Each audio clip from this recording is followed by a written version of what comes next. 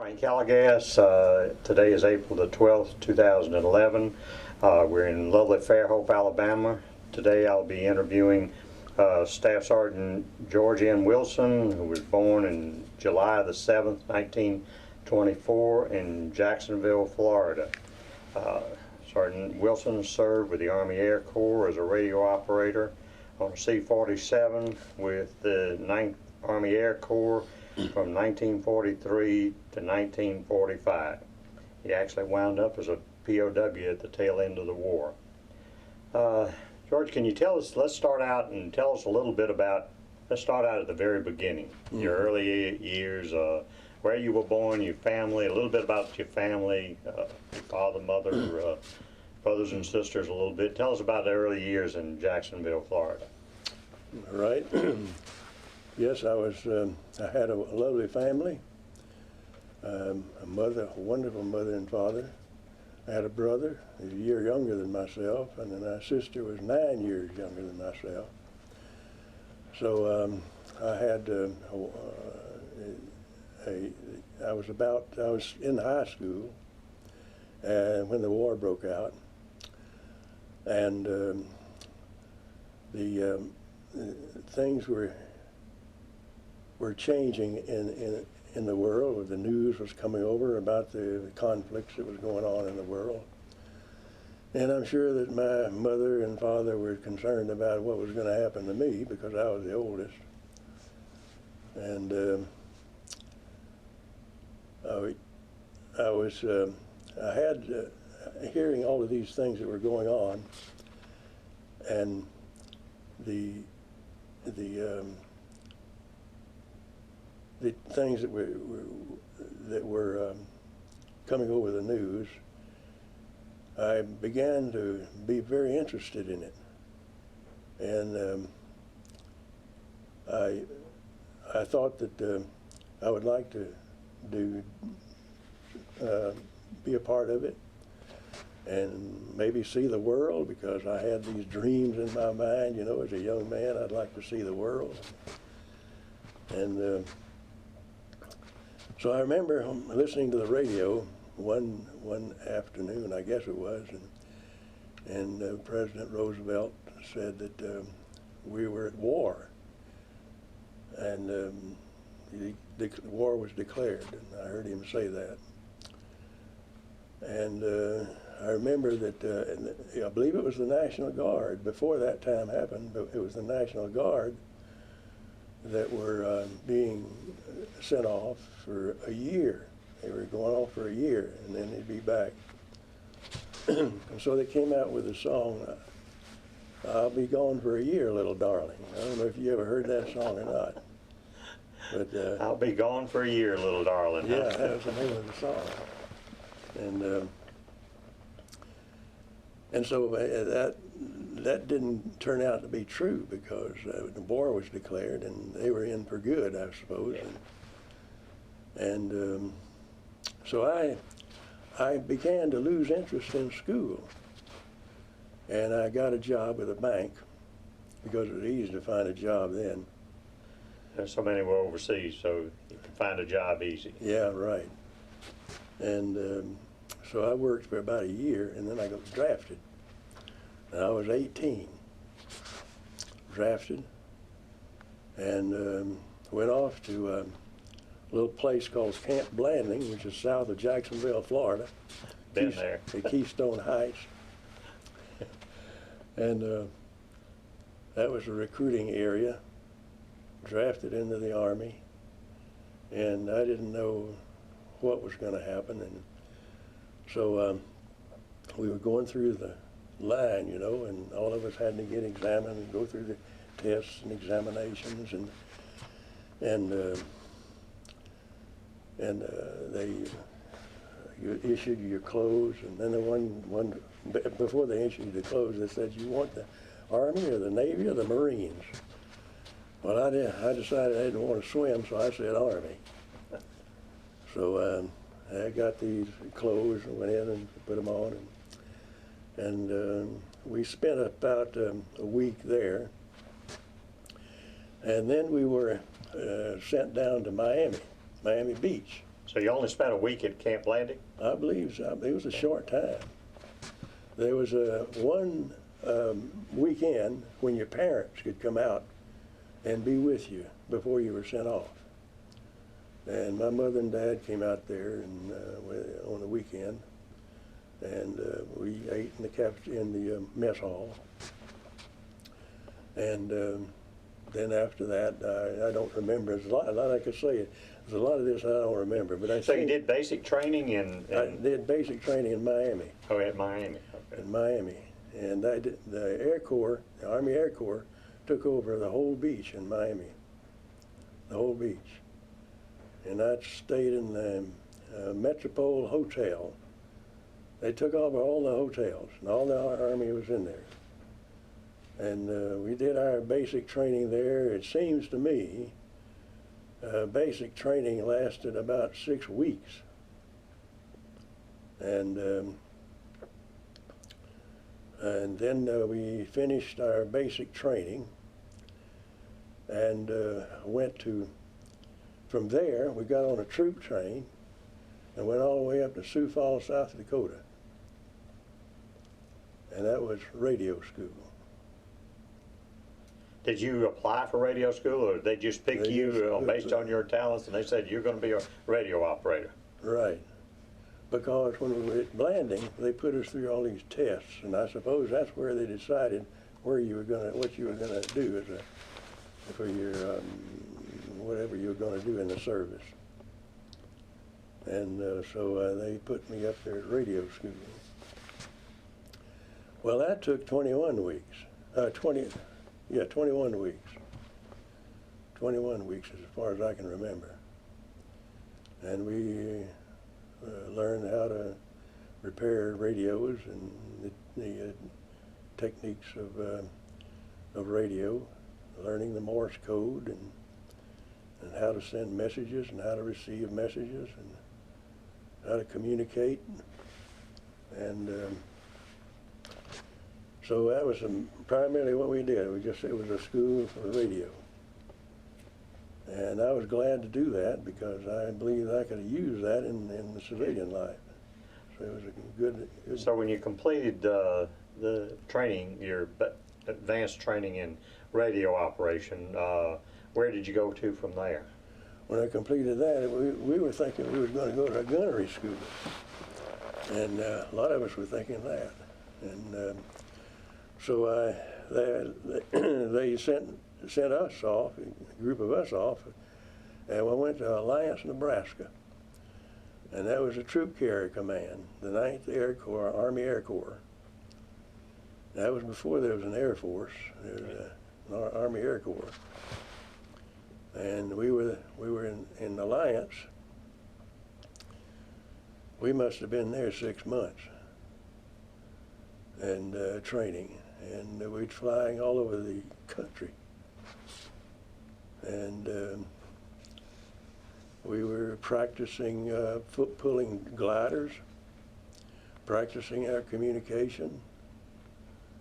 Of course, I was practicing that. They were practicing flying, and the engineer, he was practicing working on the airplane, and the pilots, they were taking care of their job.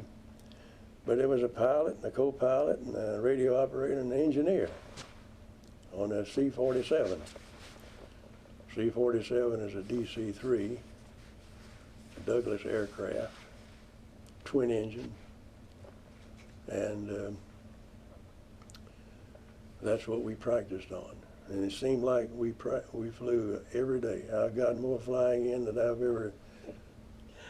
Anything humorous or anything happened during those times that you remember kind of fondly rather than just the routine training?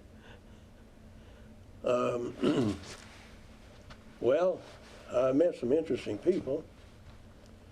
I met a friend from New Jersey. He had that strong New Jersey accent, you know, and we were buddies.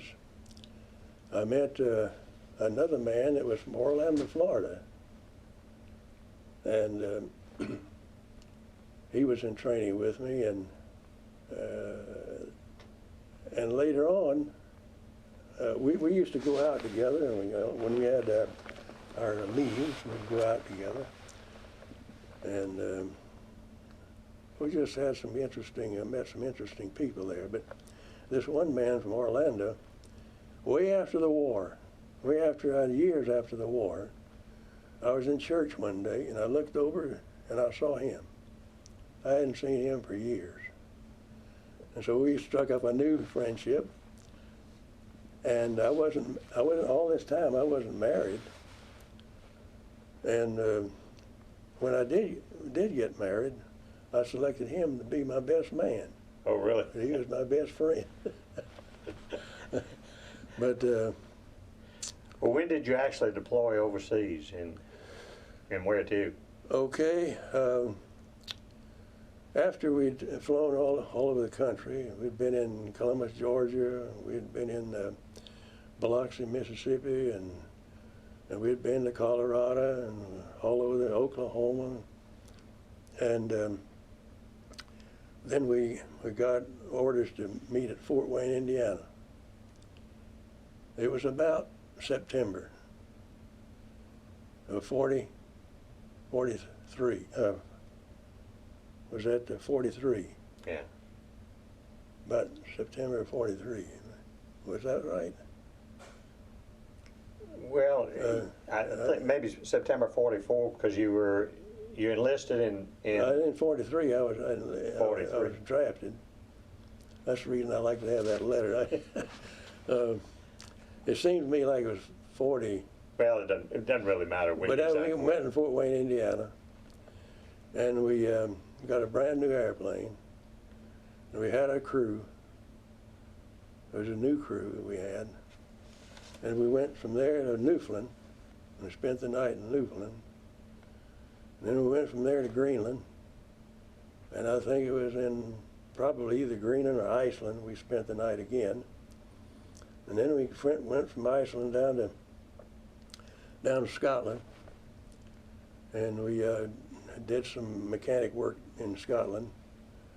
And then we went on down into England, southwest of France. There's Reading, England, which is west of London, and then we were south of Reading. And England was really a new adventure for me, because the weather over there is mostly cloudy. And I remember one time I was out running a Jeep, and I couldn't hardly see from here to that wall over there. And it was so foggy. But that was a new experience. And we spent, we spent we spent the Christmas there in England, spent the Christmas there. And then in about February, we went to France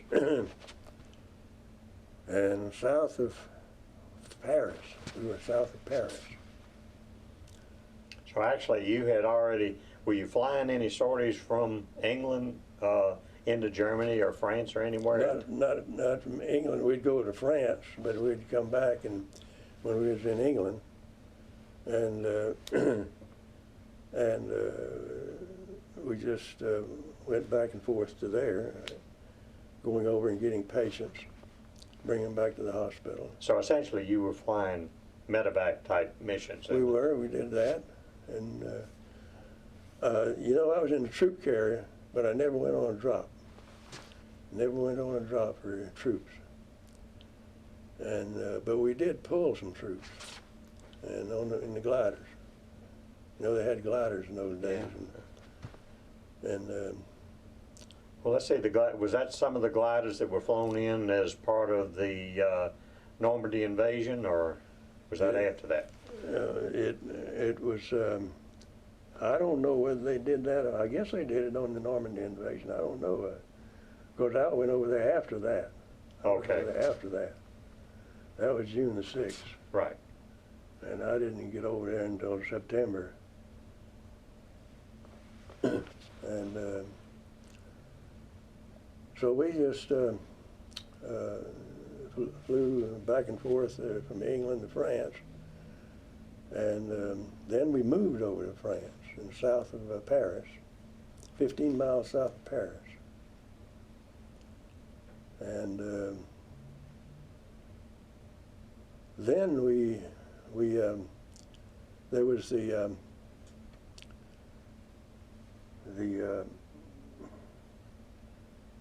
what was that went on over there in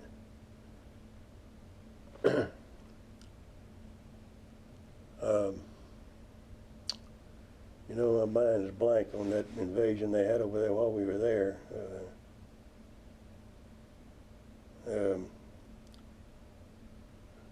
Blank. Well, this was invasion into Germany or into? It was into Germany. You'd recognize it if I could remember. Is it the Battle of the Bulge? Battle of the Bulge, yeah. Okay. I was over there then. Oh, okay. Yeah, I was over there. Well, that was a really big one there. That was. And I was just, and our men did go out on that, but I didn't. I was on standby, but I didn't get to go on that. And they pulled gliders over there. And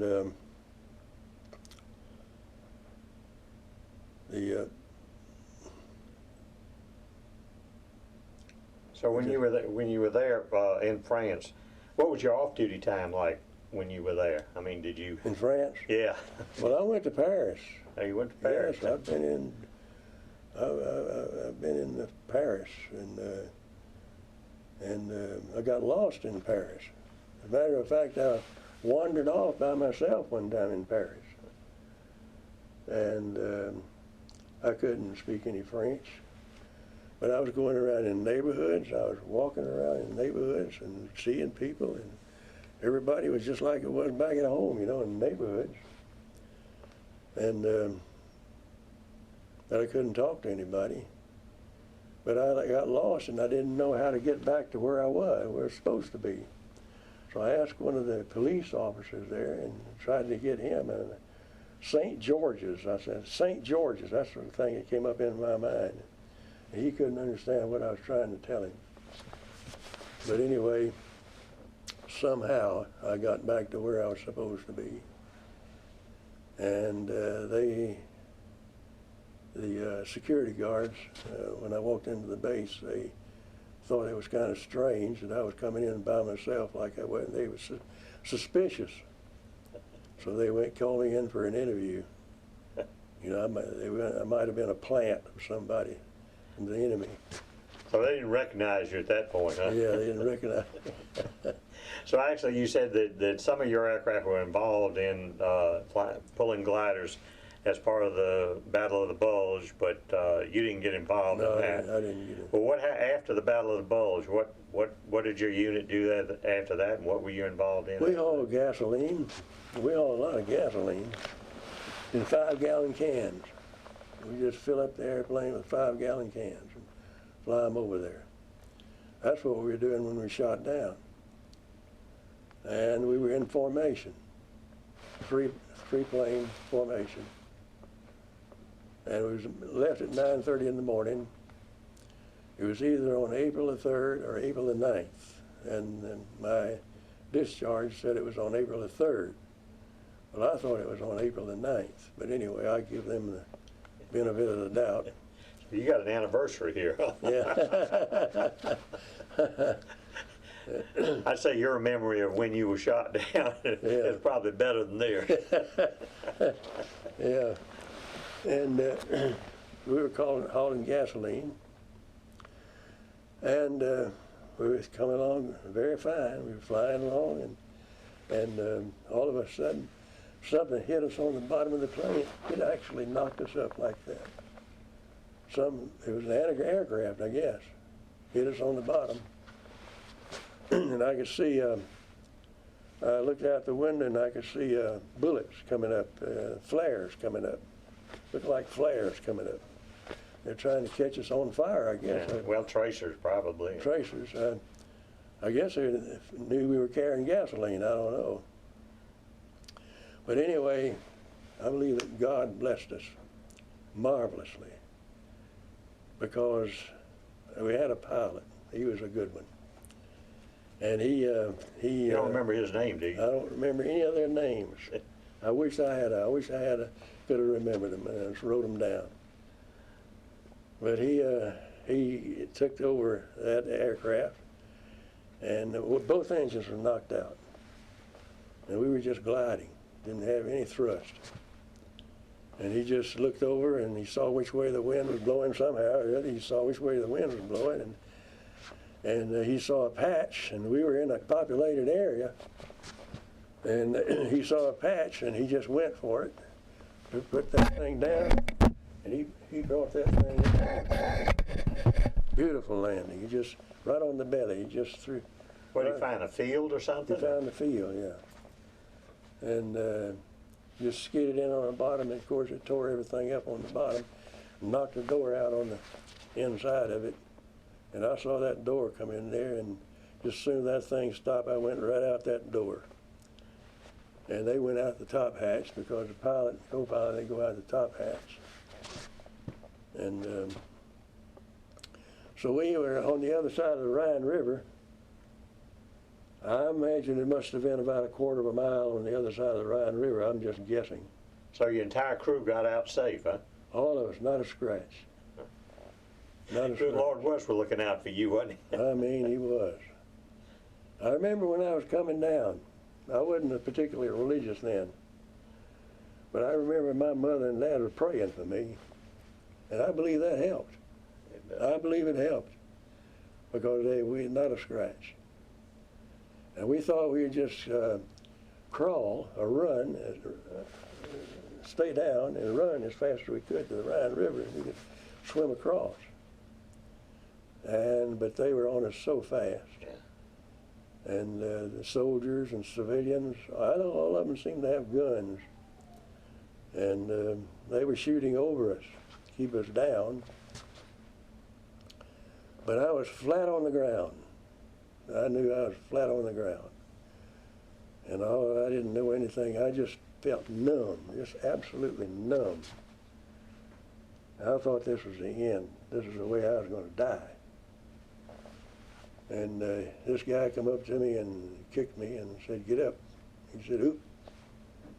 And I got up and held up my hands. And first thing he did was take my watch off. Hated to lose that watch.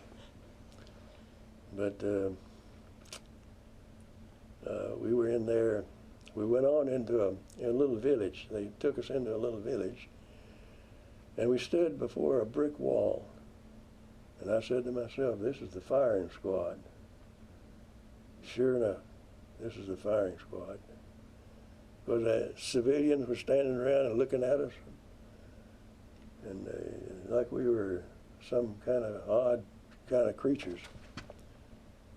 And these officers, these German officers, they came up to us and wanted to know our rank. That's all he asked us was our rank. And we told him. And we stood there a while, and then we marched off to a little house. And they wanted to interview us, one by one. So they took us into this little house, one at a time, and interviewed us. And the officer in there said, "Take everything out of your pockets." He said, "I warn you, if you don't, you suffer the consequences." And I said, "All I can tell you, sir, is my name, rank, and serial number." I knew that. I just automatically came out. But I was shaking like a leaf. I'm telling you, I was scared as everything. That night, they took us to a little old place that used to be a school. It was an old building. And it was dark at night. And they put us in this little room with 3 German soldiers. Couldn't speak a lick of English. At least they didn't act like they did. Well, I was numb all that night. I didn't sleep a wink all that night because I didn't know what they were going to do. Well, the next morning, my pilot, he had a New Testament. GI issued a New Testament. He pulled out and he was reading it. I guess he was concentrating on it. I don't know whether he just pulled that out to what, but he was reading it. And this German soldier came up to him and he said, like that, he said, "Heil Hitler." That's what he did. So he was an infidel. And he must have been a Nazi. Well, after we walked and walked and walked, and we were walking one time at night, and they were lobbing mortars. I don't know whether they were going out or coming in. I thought to myself, if the Americans are shooting mortars over here, I hope and pray they know where we are. Because it sounded just like it was right down at my feet. Well, the thing is, it would have meant they were close. Yeah, that's right. And it was, you couldn't hear yourself think around there. And we were walking and walking. And all I had on was a pair of boots. I had on a pair of wool inline boots and no shoes on in there. And my feet were slipping around in those boots. So all that walking, I had blisters all over my feet. Other than that, they were treating you all right. They hadn't abused you any. They hadn't abused us any. No, sir. They hadn't abused us any. We went into a restaurant. I guess it was maybe a mess hall one day to get, and they gave us some potato soup. And this cook in there, he looked at us like we were beasts. He didn't approve of us at all. And I was hoping and praying he didn't put some kind of poison in that soup. But we got through that. And then we were led off. And finally, about 2 days or 3 days later, I can't remember, we finally got to a camp, concentration camp. And I don't think it was one of the biggest in Germany, because Germany had a lot of concentration camps. They had a lot of killing camps. Yeah. I mean killing camps, BWs. And we went in there, and there were all kind of people in there. Must have been 100 people in there, maybe more than that. Were they all military, or were there civilians there too? Well, there were civilians there too. At least they were dressed that way. And but they had the English, had the French, had the Polish, had Russians, it even had the Italians. And I wouldn't be surprised if they didn't have any Germans in there that were members of the resistance. Yeah. Because they did have a strong resistance over there. Yeah. Of course, they all got killed if they got a hold of them. But anyway, we were in there for the rest of the time, and we're only talking about 9 days now. Well, during that 9 days, President Roosevelt died. That's where I heard where President Roosevelt died, on the 12th of April. And we felt, all of us felt a great loss for that.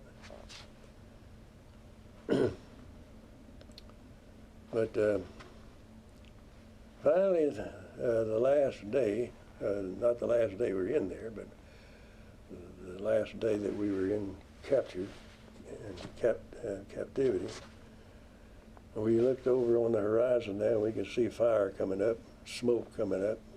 We could hear shelling going on over there, and hear all the popping and booming, and finally the first I was looking down out the gate, and I saw one soldier with his rifle over his head. He was trotting down the road with his rifle over his head, just like that, trotting down the road. And then I waited a little while, and he got up to close to us, and there was a Jeep. There was about 5 or 6 soldiers in that Jeep. These were American soldiers. American soldiers. And they pulled up in front of that gate, and all these infantry come up there in front of that gate, and boy, were we glad. Where were the German guards in all of this time? They weren't to be seen around there. They just disappeared? Yeah, but one of them, he was a guard. He had his sidearms on, and this infantryman come up to him and said, "Take your gun off." Well, he didn't take it off. He said, "Go in that room." So he went in that room, and I don't know what they did, but I heard him some banging around in there. I don't know whether he was banging the fella around or not, but he made him take that gun off. And but that's the only guard I saw, and then the infantry all came in, and we had American soldiers. They planted the American flag in there, and everything was going one way. Everything was going one way. And I thought to myself, I made a good friend. He was a soldier. He was a cook. So they put him in the kitchen, and I said, "My friend, what I want you to do is get me about a basket full of chicken breast." So I hadn't eaten anything in a long time. All we got was, while we were in there, was a bowl of, I remember it was a bowl of potato soup. We got bread that was made out of hay or some kind of straw. We got some cheese, and they'd give us a little bit of sugar. So those are the kind of, that wasn't too regular. But anyway, he made me up a bag of chicken breasts, and I went out on a hill, and me and my buddy, and we sat down and we ate chicken breasts. And we were looking up in the sky there, and it was a P-38 flying around up there. And all of a sudden he took a dive and he started shooting right down at the ground. It sounded like BBs on a tin roof when he was shooting up there. I guess he found an anti-aircraft position. And that we had a show while we were eating chicken breast. That's your fondest memory of prison house. Eating chicken breasts on a hill, watching a P-38 dive down and shoot it at an anti-aircraft position. Yeah. Well, then what happened after that? I mean, then you were repatriated, and you don't remember the unit that rescued you, do you? No, sir, I don't. I don't remember that. Probably part. All I remember was when we were in a pocket. The one division was north of us and one division was south of us. And we were in a pocket there. And so I don't remember. I think Patton was one of them. I think this was part of Patton's Third Army. Yeah, that came in. We heard a lot about that. Patton was. Well, then what happened after that? I mean, did they take you back and rejoin your old unit? Well, of course, like I say, everything was going one way, and we couldn't leave there for a while. So it was maybe about 1 or 2 days we had to stay there. And and then we finally went out. They drove us out to a landing strip, and there was a C-46 out there that took us into Paris. We got into Le Bourget airfield in Paris, and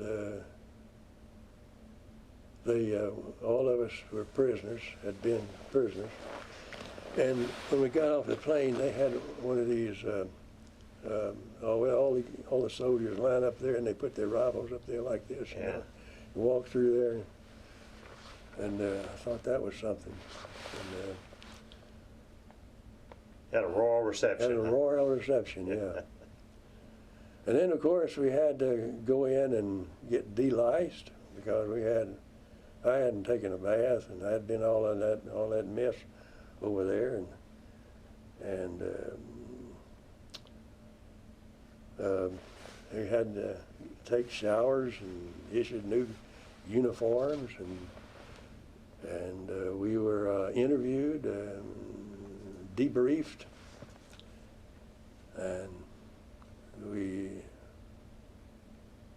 had to go through that process. And then they let us go, and we had to go out, had a night out on Paris, and so we mingled around in Paris there, and finally I got back to my base in France, and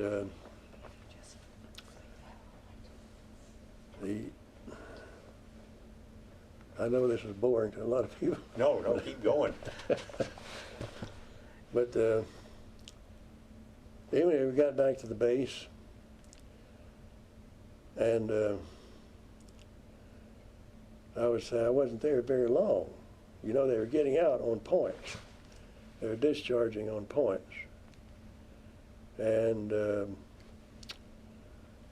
because I was a PW, they didn't let me out on points. They let me out on PW status.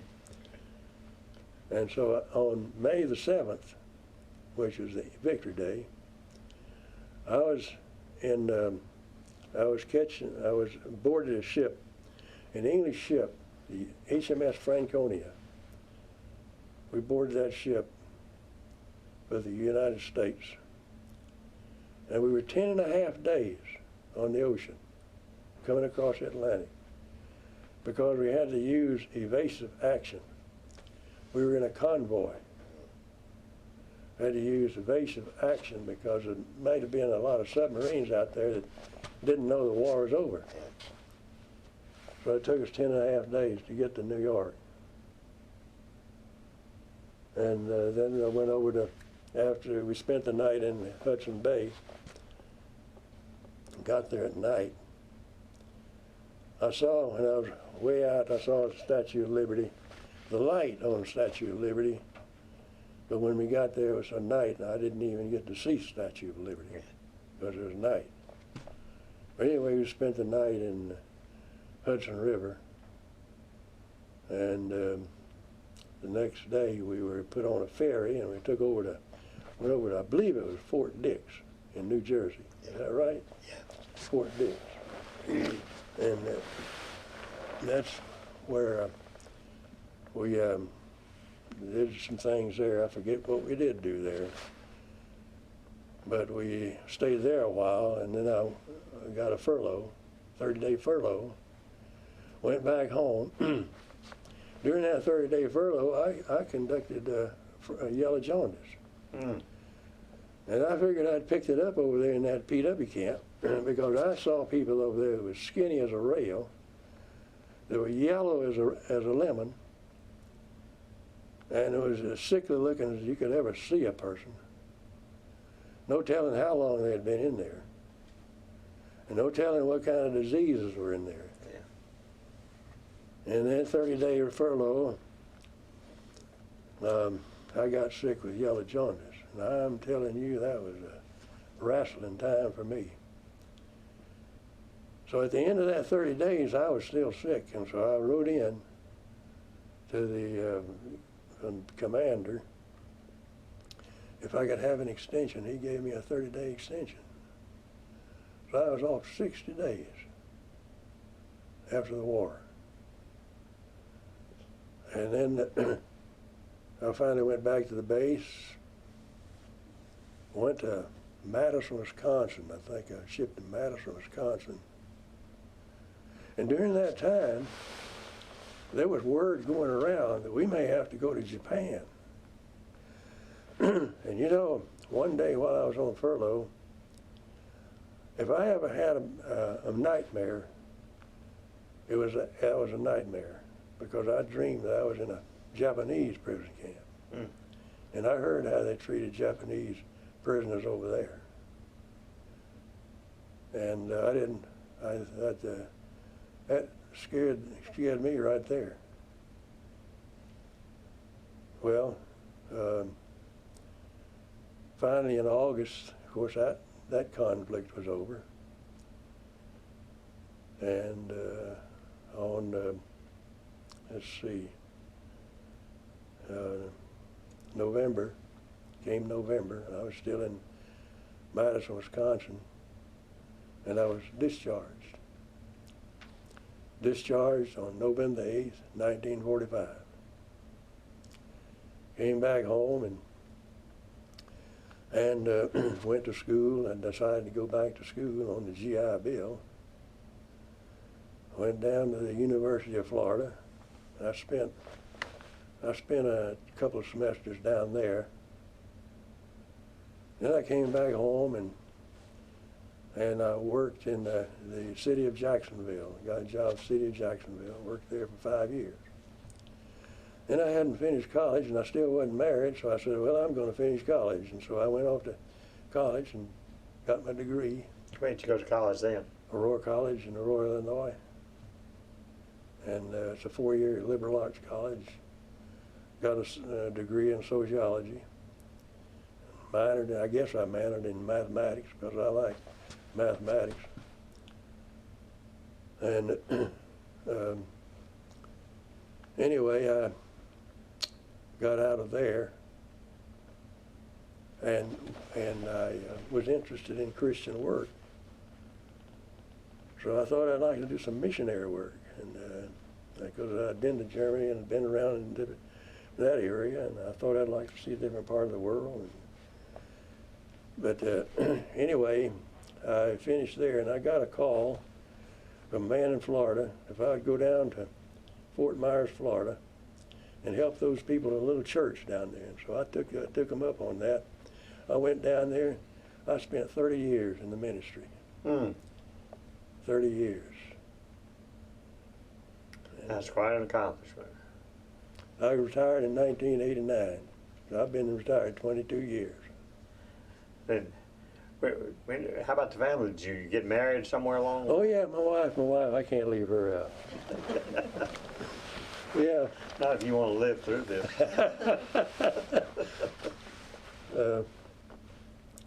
I came to Orlando, Florida, and I was pastoring there. I was an associate pastor there in a pretty large church.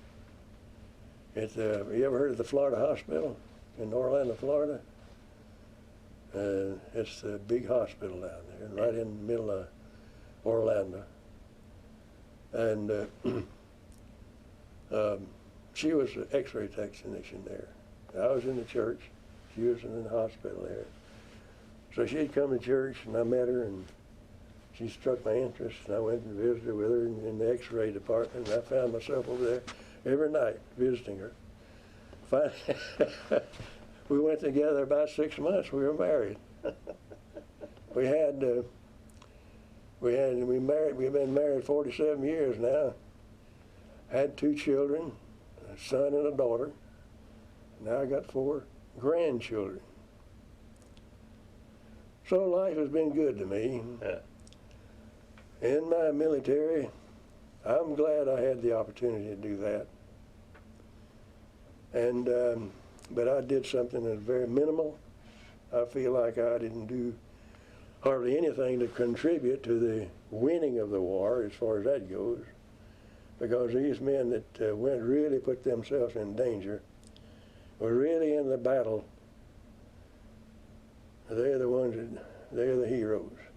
Of course, I wouldn't minimize your service when you're flying a plane loaded with gasoline and that people are shooting at you. I'm not sure anybody would consider that as not being dangerous. It was dangerous. I'm surprised that plane landed with all that gas aboard. Oh man, isn't that the truth? Isn't that the truth? And we just, I just wished I'd remember those fellas' names. But every crew I ever flew with, they were good guys. Yeah. Really good guys. Oh yeah, that letter. Yeah, this is one of the things I think is most interesting about the interview at all is that you got a letter from one of the officers at the camp you were in, the the POW camp, and I think maybe at this point you might want to read that. Okay, this was from Include this in. Dr. Eugene Sapper is his name, and he was a colonel at that time when we were in the Army. And when he was interviewing us, he and his assistant, his assistant was a lieutenant in the Luftwaffe. And they asked us about our home and about our family in America and how it was in America. And they were very cultured men, no doubt about it. And after the interview, he interviewed each one of us. We were all there together. And he said, if any of you, after the war, if any of you are ever in Munich, he said, look me up. And of course, I never did figure I'd ever get to Munich, and I never did, and I don't ever expect to. And I don't expect he's living anymore. But anyway, he sent me this letter after the war, when I was home. He said, Dear Mr. Wilson, when we shook hands last time, you had been my guest for 2 days as PW in Wipperfeld on the 3rd and 4th of April, 1945. I promised you to remember myself to you after the war, which I am doing herewith. I would be very pleased to hear what happened to you after you left us. On the 14th of April, 1945, I had become an American PW myself with my whole staff. I've been an attaché, a camp in France, till August of 1945. When I came back home, I found my family and my power stations in good order. Now I'm trying to live what all Germans do, with quite a number of calories, but nothing to eat. I hope that this letter will find you at home and in good health. I would be very interested to hear from you how you are and what the conditions are you met at home. With the best wishes, I remain yours sincerely. I showed this letter to my mother, and she read it. She said, well, we'll have to get up a box of food and send over there. So she got a box of food and canned goods and everything put in there and mailed it. But I don't know whether he ever received it or not. Anyway, I acknowledged his letter and appreciated it, meeting him, and I would hope that someday we'll meet again. But I doubt if I don't know if he ever received it or not, the food. Well, let's hope he did. Hope he did. Because that was a great gesture of your mother and you. And yeah. But you know, they are very cultured people. Germans are very cultured people. And how something like that could captivate their nation, I don't know. How they would let something like that happen in their nation, it's a mystery to me. With all that killing going on. yeah. And that's terrible. And like I say, there was German resistance over there. And there were many people that were against that.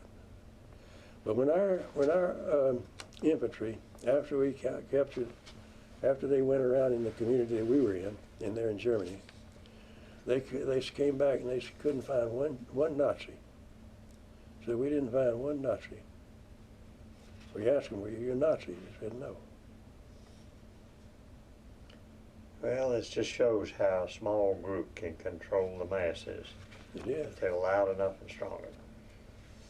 It does. We can be thankful for our country. I tell you, I hope and I pray that nothing ever happens again like that in this world. Terrible. Was a great experience. This interview's been conducted as part of the Veterans History Project in the American Folklore Center of the Library of Congress. And if you got any other thoughts you want to add, George?